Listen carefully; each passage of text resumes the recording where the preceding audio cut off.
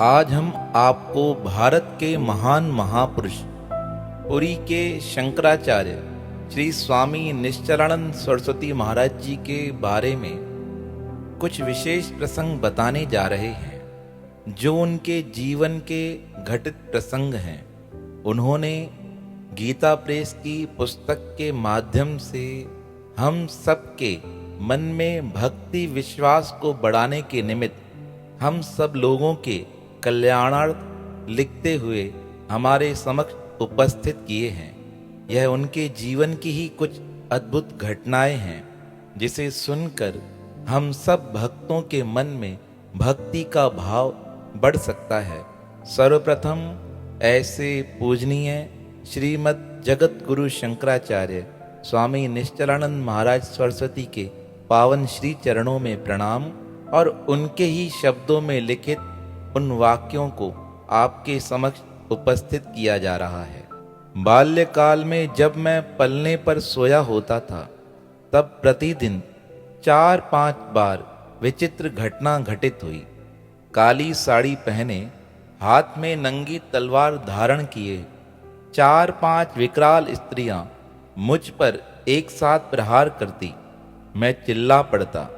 जब एक दिन इस प्रकार घटना घटित हुई, तब भगवत कृपा से हृदय में अद्भुत बोध उदित हुआ। वह इस प्रकार था, यदि मैं मरने कटने वाला होता तो प्रथम दिन प्रथम प्रहार से ही मर कट गया होता। इस बोध के बाद इस प्रकार की घटना की पुनरावृत्ति नहीं हुई। करुणावर्णाल्य भगवान ने भवतारक इस बोध को प्रदान करने की भावना से ही उस भयानक दृश्य को उद्भासित किया था। इसके बाद उन्होंने दूसरी घटना का जिक्र करते हुए इस प्रकार कहा है, जब मेरी आयु 5 वर्ष से अधिक नहीं थी, तब एक दिन अकेले सरोवर के समीप एक अपरिचित क्षेत्र में पहुंच गया। वहां एक मंदिर में श्री राधा कृष्ण की प्रतिष्ठा थी। मैं मंदिर से कुछ दूर खड़ा होकर श्री राधा कृष्ण का दर्शन कर रहा था। वहां अन्य कोई नहीं था। मुझ नंग धड़ंग के कंधे पर मेरी आयु के नंग धड़ंग श्री कृष्ण ने दोनों हाथ रखकर कहा, हमर गहना हेरा गेले, कतो देख लो है। अर्थात मेरा आभूषण खो गया है, कहीं देखा है। बस फिर क्या था, जो मिले उसी से मैं कहने लगा, हमर भगवान गहना हेरा गेले, कतो देखला। अर्थात हमारे भगवान के आभूषण खो गए हैं, कहीं देखे हैं। रात्रि भर इसी रट के कारण माता पिता को सोने नहीं दिया। रात्रि बीतने पर बड़ी बहन शशि कला जी ने पता लगाया तो पता चला कि भगवान के आभूषणों को चोरों ने चुरा लिया था। बाल्य अवस्था में एक गायक ने एक गीत सुनाया, बस एक बार वृंदावन की कुंज गलिन में वंशी मधुर बजा दो श्याम। इस गीत ने मेरे मन को मोह लिया। मन से मैं श्री वृंदावन में ही निवास करने लगा। तीसरी घटना का इस प्रकार वर्णन करते हुए उन्होंने बहुत सुंदर वर्णन किया है, किस प्रकार परमात्मा ने उनकी रक्षा की है। उन्होंने लिखते हुए कहा है, एक दिन जन्मभूमि में गांव के समीप सायंकाल जीबच नदी के तट पर मित्र विनोदानंद जी के साथ बैठा था।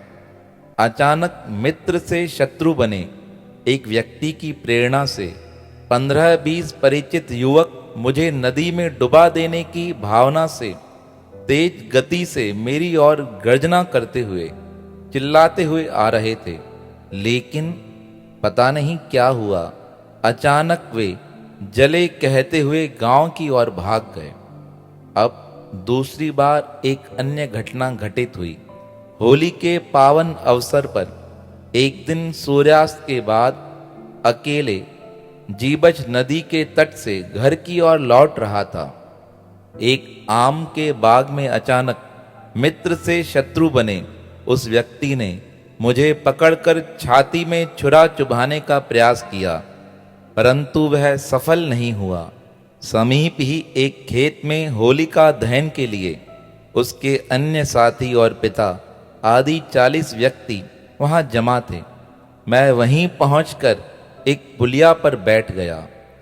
उनमें 15-20 निशानेबाज लगभग 40 मिनटों तक मुझे मार डालने के लिए मुझ पर पत्थर फेंकते रहे, लेकिन भगवत प्रेरणा से एक भी पत्थर, मोटा ढेला मुझे लग नहीं सका और भगवत प्रेरणा से मेरी जान बच गई। जन्मभूमि में मांत्रिकों ने कई बार मांत्रिक सर्प से मुझे डसवाया, फिर भी भगवत कृपा से जीवन सुरक्षित रहा। वन में कई बार सर्प ने मुझे डसा, एक बार तो विष खोपरा ने भी डस लिया, लेकिन फिर भी भगवत कृपा से जीवन सुरक्षित रहा।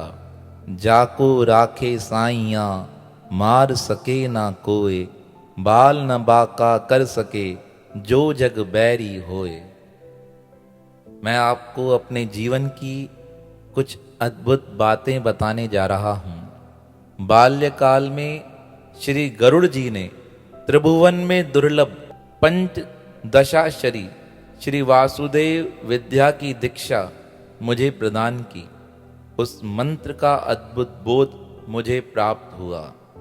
बाल्य अवस्था में धनुर्वेद के आचार्य विश्वामित्र जी ने स्वप्न में 40 दिनों तक प्रतिदिन 1 घंटे तक धनुर्वेद का ज्ञान मुझे प्रदान किया।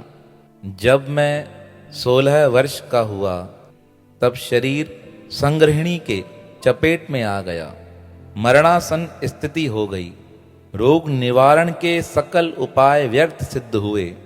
सायंकाल चुपके से घर से कुछ दूर अपने आम के बाग तक अद्भुत वेदना की दशा में उठते बैठते किसी तरह पहुंचकर पिताजी की समाधि स्थली के समीप लेटकर रोते हुए उनकी चिता का कुछ भस्म मुख में रखकर इस प्रकार बोला, पिताजी, जीवन का अपहरण कीजिए या जीवन शक्ति प्रदान कीजिए।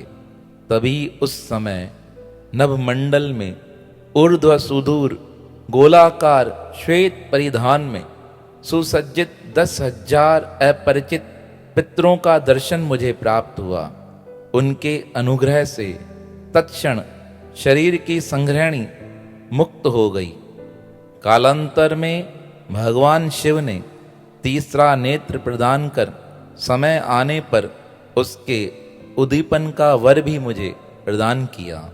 पूज्यपाद स्वामी करपात्री जी से संन्यास दीक्षा प्राप्त करने की भावना से काशी को लक्ष्य बनाकर 19 वर्ष की अवस्था में मैं दिल्ली से पदयात्रा करते हुए एक दिन सूर्यास्त के बाद मथुरा और आगरा के मध्य पहुंचा। एक नदी के किनारे एक बलिष्ठ यवन युवक की चपेट में मैं आ गया।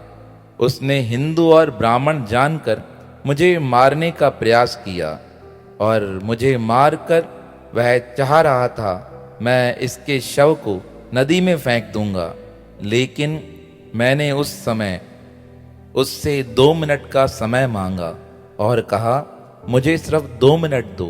वह हंसते हुए कहने लगा, इस निर्जन वन में इन 2 मिनटों में कौन तुम्हें बचाने आएगा। ऐसा कहकर वह बड़े जोर से हंसने लगा। लेकिन उसी समय एक विचित्र घटना घटित हुई। ठीक 2 मिनट बाद मुझे और उसे किसी व्यक्ति के चलने की पदचाप सुनाई दी। वह आवाज सुनकर वह वहीं मूर्छित होकर गिर पड़ा और मैं आगे की यात्रा के लिए निकल गया। नैमिषारण्य गोमती के तट पर श्री कृष्ण भाव भावित एक श्याम वर्ण के युवक ने सहसा दर्शन दिया। उसके श्री विग्रह से विनिसृत कस्तूरी का अमोद मुझे प्रमोदित कर रहा था। उसने बांस की शाखाओं में विविध प्रकार की वंशियां लटका रखी थी। वह उन सबसे विलक्षण एक वंशी कमर के समीप साधे हुए था। उसने मुझसे कहा, फेंटे में कसी हुई वंशी मेरी है, यह मेरे बजाने पर ही बजती है। अन्य वंशियां मेरे सखाओं के लिए हैं। उसके दर्शन से उसके प्रति सहसा मेरे मन में मित्र भाव उदित हुआ। मैंने उससे वंशी बजाकर सुनाने का आग्रह किया। उसने कहा, मेरे चाहने पर भी मेरी वंशी यहाँ नहीं बज सकती है, यह तो वृंदावन में ही बजती है।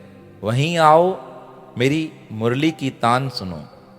गोमती नदी के तट पर अरण्य किसी ख्याति प्राप्त सन्यासी ने एक आतंकवादी ढंग से किसी व्यक्ति को मुझे मरवाने के लिए एक रात्रि के लिए किसी की बंदूक दिलवा दी। उसने मुझे मारने का मन बनाकर एकांत में ज्यों ही अभ्यास किया, त्यों ही मुझे मारने वाले व्यक्ति को भयंकर उग्र काले रंग के व्यक्ति का दर्शन हुआ। वह उसे देखकर तत्काल मूर्छित होकर गिर गया। इस प्रकार उस स्थान पर भी मुझे भगवान ने मरने से बचा लिया। उस ख्याति प्राप्त सन्यासी ने कई पहलवानों से कई बार शरीर को कुचलवाया, 2 बार उपद्रवी व्यक्तियों से विष दिलवाया, कई बार मुझे कांच पिसवाकर पिलाया गया भोजन के माध्यम से, लेकिन परमात्मा ने फिर भी मेरी रक्षा की। प्रसंगवश रामेश्वर और श्रृंगेरी लक्ष्य बनाकर नैमिषारण्य से पद यात्रा करते हुए गोवर्धन मठ पुरी पहुंचा। मैंने पद आसीन पूज्य शंकराचार्य को गीता पढ़ाने का अनुरोध किया। उन्होंने बड़े तीखे शब्दों में मना कर दिया। तब मैंने बड़े दुखित मन से जाकर भगवान श्री शंकराचार्य के श्री विग्रह के नजदीक पहुंचकर उनसे रोते हुए कहा, प्रभु मुझे गीता का वरदान दीजिए। तब प्रतिमा से आवाज आई, मैंने गीता का रहस्य तुम्हें प्रदान किया है, तुम प्रदत्त बोध को लिखना प्रारंभ करो और तुम इस पीठ के आचार्य बनोगे। इस प्रकार मुझे प्रतिमा की आवाज के द्वारा यह वरदान प्राप्त हुआ। अन्य प्रसंग बताते हुए उन्होंने लिखते हुए कहा है, बाल्यकाल में भगवती विषहरा, मनसा देवी, उच्चट वासनी, विंध्यवासिनी, ग्राम देवी भगवती सती का अद्भुत अनुग्रह सुलभ हुआ। भुवन भास्कर सूर्य देव ने आध्यात्म बोध प्रदान किया। धर्म सम्राट पूज्यपाद श्री स्वामी करपात्र महाभाग से संन्यास दीक्षा प्राप्त करने का जहाँ सुयोग्य सदा, वहाँ उनसे 6 वर्षों तक चातुर्य मास के दिनों में वेदादि शास्त्रों के अध्ययन का भी सुयोग्य सदा। एक दिन एकांत में उन्होंने मुझसे कहा, जिन ग्रंथों को मैं नहीं पढ़ सका उन्हें भी तुम्हें पढ़ाने की मुझे भावना थी, किंतु स्वास्थ्य की दुर्बलता के कारण अब वह संभव नहीं है। कुछ देर स्वामी जी मौन रहे। उसके बाद उन्होंने कहा, अच्छा, मैं तुम्हें आशीर्वाद तो दे ही सकता हूँ। जिन ग्रंथों को मैंने नहीं पढ़ा है वह ग्रंथ तुम्हें स्वयं लग जाएं, यह मेरा आशीर्वाद है। इस प्रकार पूज्य करपात्री महाराज द्वारा मुझे यह वरदान प्राप्त हुआ।